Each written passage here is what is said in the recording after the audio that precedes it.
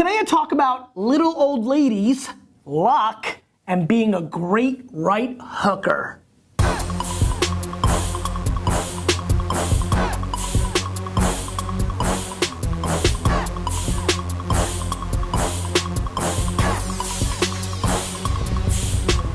Hey everybody, this is Gary Vaynerchuk, and you're watching the Ask Gary V Show, episode 10.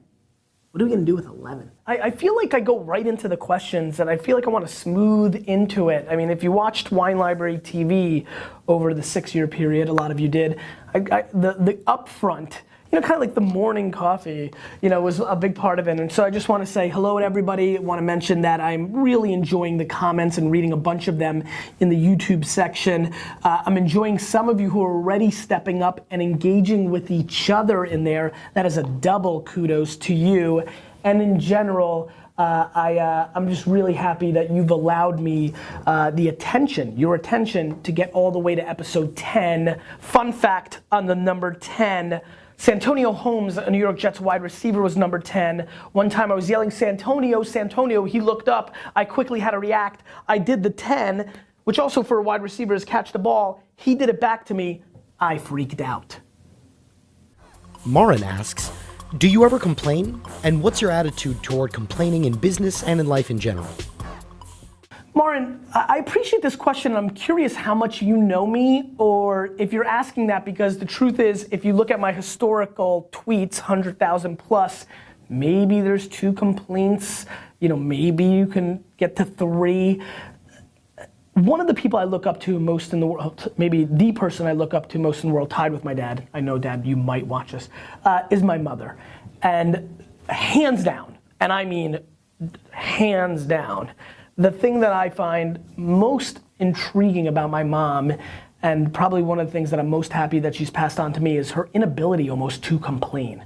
I find it extremely attractive. I would tell you that I adore my wife for that reason. As a matter of fact, Xander is whining too much and he's only 2 and I find it unattractive. I'm very against complaining. I'm very put your head down. I'm very, don't you realize you're healthy? Like, to me, the only thing you should complain about is the unfortunate unluck of health.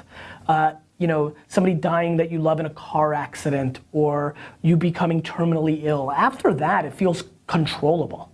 I really dislike complaining. I talk a lot about honey over vinegar. It's an analogy I use a lot here at VaynerMedia. I thrive on positivity, and so the way I deal with complaining is I try not to do it. I try to educate and empower people the lack of its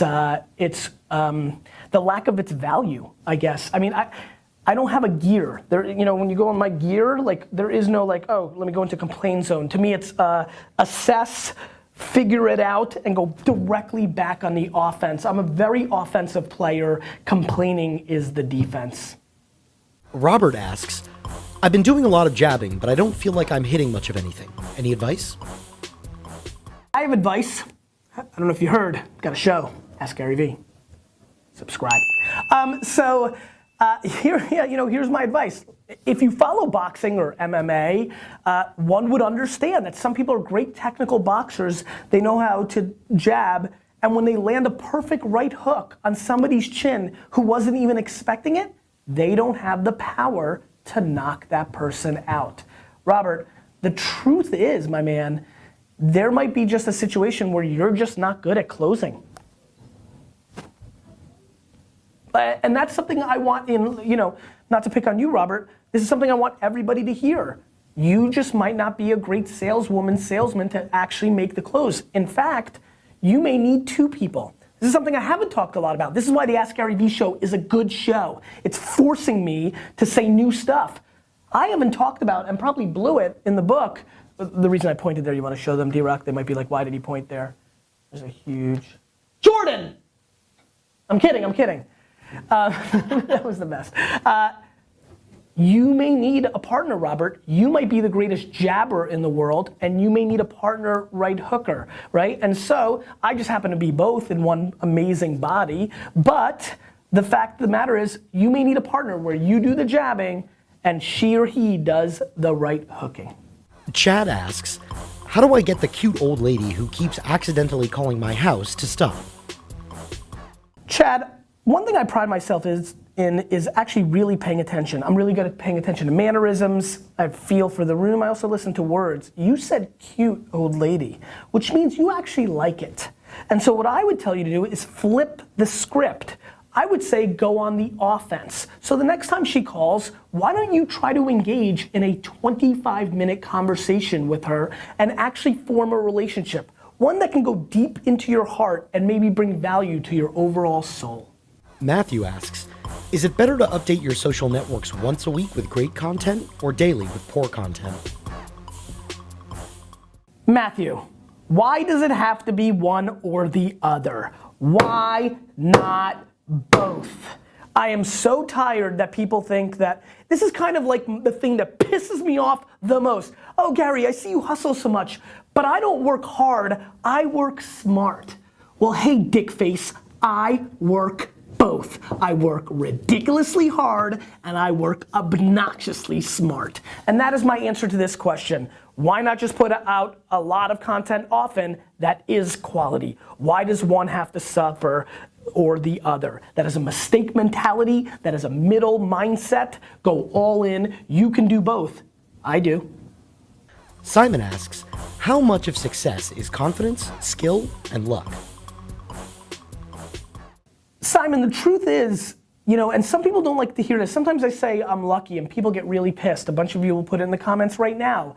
But the truth is, I am a lucky guy. Like, I was born in the Soviet Union. I could have been my dad who was born 20 years earlier in the Soviet Union and wouldn't have come to America until my 23rd, 24th, 25th birthday, which would have put me far behind the 8 ball for what I'm accomplishing. So the fact that I was born in the Soviet Union during the Cold War and happened to be born during a time where Israel and America teamed up to make a trade with Russia for wheat. I was traded for wheat that allowed me to get out through political asylum in the late 70s and come to America and live the American dream has a level of luck, right? And so luck is part of the equation. Now, do I think I'm lucky? I do not think I'm lucky because the confidence, which is great parenting, by the way, maybe a little luck in that, one could debate, and definitely just kind of the overall skills and the hustle, which is DNA. I don't know if you can be taught to work your face off. So I think it's just a mixture. I always talk about a great wine. Show Steve, he loves wine.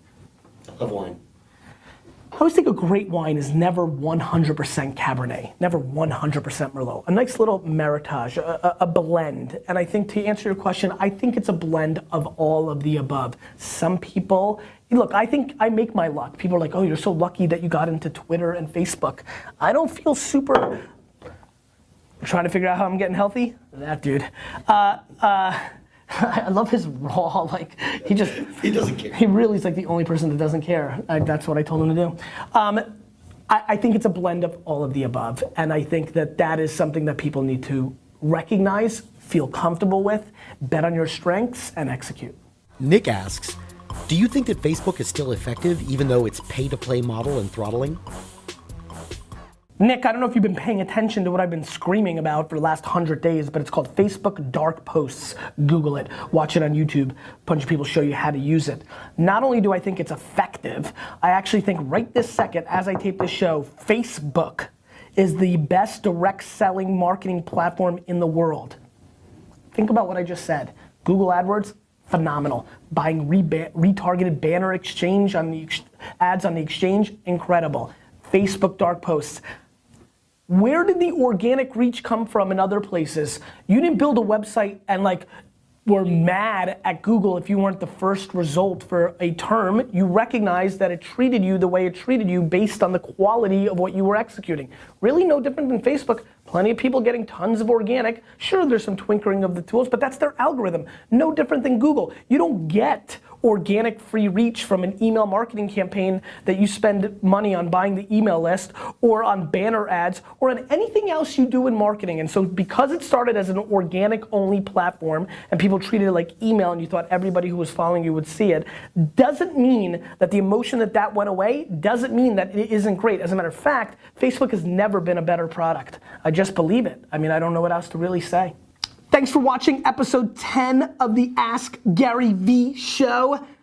The question of the day, I've noticed the last couple of questions have gone really, the comment section has gone really to the question, and what I'm trying to do, we're very early here. Yes, I'm one of the greatest video bloggers of all time in a prior life.